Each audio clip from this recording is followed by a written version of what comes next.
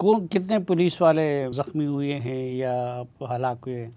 देखिए, 1 दर्जन पुलिस वाले इसमें सिर्फ पंजाब में अपनी जान से गए हैं। अच्छा। और 69 ऐसे लोग हैं जो परमानेंटली माजूर हैं। किसी की टांग, किसी का बाजू, किसी की फायर आर्म्स की वजह से ज़िंदगी अपाहज है। हमारे पास जो ज़ख्मियों की तादाद है वो तो सैकड़ों में है, और वो तो इस दफ़ा भी 47 जो आखिरी एक्शन में ज़ख्मी हुए हैं उसमें से ज़्यादातर फायर आर्म से हुए हैं। इस्लामाबाद पुलिस के 2 लोग थे, वो फायर आर्म से ज़ख्मी हुए हैं। इसी तरह पंजाब के तकरीबन कुछ 17 लोग थे जो फायर आर्म से ज़ख्मी हुए। तो ये इसके अलावा गाड़ियाँ जो इन्होंने जलाई हैं वो दर्जनों में हैं, यानी वो और ओवरऑल सैकड़ों में गाड़ियाँ और इमलाक हैं जिनको नुकसान पहुँचाया गया है। ये सारी चीज़ें, इसके साथ अगर आप इनका नेटवर्क फंडिंग का देखें तो आपको समझ आएगी कि ये भाई इतनी शोला अंगेज़ी क्यों करते थे। उसके पीछे 69 घड़ियाँ ब्रांडेड इनके एक घर से निकली हैं। 69 घड़ियाँ, और सारी वो ब्रांड हैं जो साफ़ी साहब शायद आपने इस्लामाबाद में भी लोगों के कलाइयों पे ना देखी हों। और ये सारे वो ब्रांड हैं जिनको ये कहते थे कि ये कुफ़ार के ब्रांड्स को ख़त्म कर दें, इसकी पाबंदी लगा दें इन मसनूआत पे। 100 अकाउंट ऐसा है जो कि इन्होंने खोला हुआ था जिसको ये कहते हैं कि हराम है सूद। उसमें से करोड़ों रुपया प्रॉफिट उसी बैंक अकाउंट से इनके ज़ाती अकाउंट्स में ये लेते थे। तो ये इनके कई बहुत सारी ज़ाती चीज़ें ऐसी हैं, उस पर मैं नहीं जाना चाहता। लेकिन ऐसा आप नकदी कितनी बरामद हुई थी? वो एग्जैक्टली बता दी थी, तो 12 करोड़ के करीब है जी। अच्छा। और उसके बाद ये एक सर्च में हुई है। जो उसके बाद जो सोने ज़ेवरात, सोने की छोटी वो डलियाँ या छोटी ईंट जिसे कहते हैं, इस तरह की चीज़ें, मगर उसमें से बहुत जो ज़्यादा बड़ी चीज़ ये है कि जो अकाउंट्स हमें मिले हैं उसमें ट्रांजैक्शंस जो हैं वो अरबों की हैं।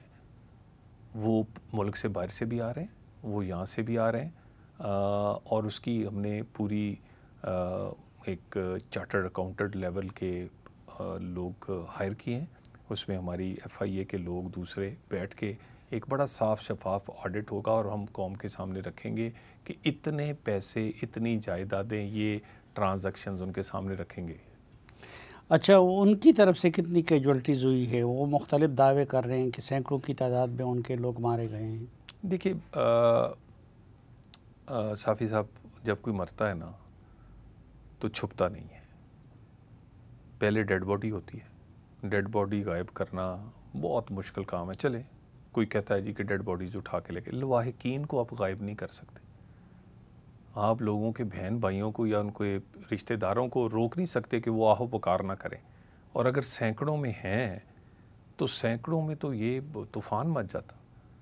और ये उसी तरह का झूठ है जैसे 26 नवंबर में बोले गए 1000, फिर 300, फिर 250। और कहने वाले कौन थे? बहुत ही मोतबर लोग, बड़े ओहदों पे रहे हैं, बड़े जिनकी बात में लोग वज़न समझते हैं। और आखिर में वो फिर लिस्ट उन्होंने जो दी उनकी तरफ से, वो 1 दर्जन थी सिर्फ। ये भी उसी तरह का एक हमदर्दी लेने के लिए, इश्तियाल दिलाने के लिए एक प्रोपोगंडा किया जाता है। लेकिन मैं आपसे अर्ज़ करूं, जितनी भी नुकसान होता, ये रेड लाइन है। ये रेड लाइन है, और ये अल्हम्दुलिल्लाह इस हुकूमत और इस ये रियासती फ़ैसले की रेड लाइन है कि कोई नॉनसेंस पाकिस्तान में नहीं चलेगी। नहीं, वो तो ठीक है, लेकिन हुकूमत के पास तो आदाद शुमार होगी ना उनके ज़ख्मियों की, उनके जम बहक लोगों की। हमने तो फ़ौरन उनके दे दी थी जी कि 4 लोग जो हैं, एक रागीर था और 3 उनके कारकुन थे जो वहाँ पर जिनकी अमवात हुई हैं। और हम तो ख़ुद ढूंढ रहे हैं जी, हमें बॉडी मिलनी चाहिए। उसका उन्हें पोस्टमार्टम बताता है कि किसने मारा है, वो किस गोली से मारा है, वो कैसे मारा गया है। देखिए ना, पुलिस के पास तो जो फायर आर्म्स थी वो तो हमें पता है, और लाहौर मुरीद के तक DIG जो इन्हें अगेंस्ट एक्शन करता था या उसके साथ इनको प्रोटेक्ट कर रहा था, उसके गन मैनों के पास भी फायर आर्म्स नहीं थी।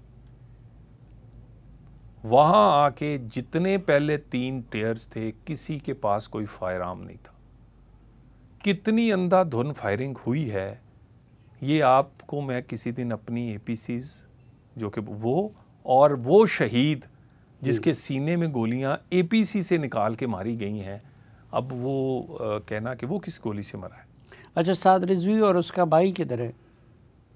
देखिए जी, ना हमें कफन मिला है, ना कफन पहनने वाले अभी तक मिले हैं। हम तो ढूंढ रहे हैं, और ये बिल्कुल इनको हर सूरत में इस जो कुछ इन्होंने किया इन्हें फेस करना पड़ेगा, दोनों भाइयों को, क्योंकि लीड इन दोनों ने किया। गिरफ्तार नहीं है अभी तक? अभी तक कोई नहीं। अच्छा, ये जो पंजाब हुकूमत कहती है कि जल्द गिरफ्तार हो जाएंगे, तो किस एतमाद से? शवाहिद मिले हैं कई, कुछ शवाहिद मिले थे कि ये गालबन आज़ाद कश्मीर में हैं, और इसी तरह के कुछ जिन लोगों ने इन्हें ट्रांसपोर्ट किया है वो शवाहिद मिले थे, और उसकी बुनियाद पर कहा जा सकता था कि इन्हें पकड़ा जा सकता है। आज़ाद कश्मीर में भी इसी तरह हलाकतें हुई थी दोनों तरफ से, लेकिन वहाँ पे तो एक्शन कमेटी के साथ मुज़ाकरात किए गए बड़े आला सतह पे, और यहाँ पे पाबंदी लगा दी गई। देखिए, एक उसका इससे कंपैरिजन इसलिए नहीं है कि ये रिपीटेडली एक ही काम कर रहे हैं। आप पहले इनके पहले धरने से देख लें, एक ही तर्ज अमल है इनका, और उसी तर्ज अमल से ये आगे चल रहे हैं। और ये सियासी जमात है, वो कोई सियासी जमात नहीं थे, ये एक सियासी मजहबी जमात के तौर पे काम कर रहे थे। वो एक एक्शन कमेटी थी जो कि मुख्तलिफ जगह के लोग इकट्ठे हुए थे, और ना कोई सियासी थी, ना मजहबी थी, ना वो जमात है।